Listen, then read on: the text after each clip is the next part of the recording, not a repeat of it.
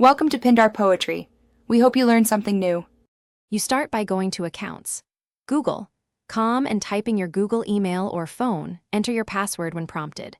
Once you reach the two-step screen, choose how you want the security code delivered: text, call, or authenticator app.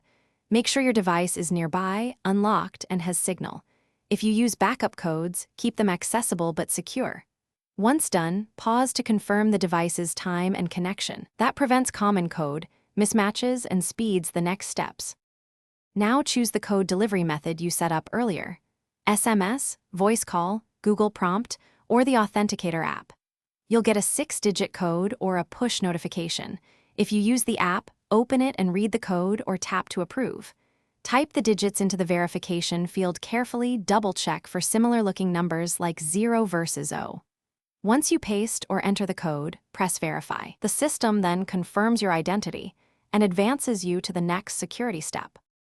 After verification, you'll be signed in and should review recovery options, add a backup email or phone, and store backup codes securely.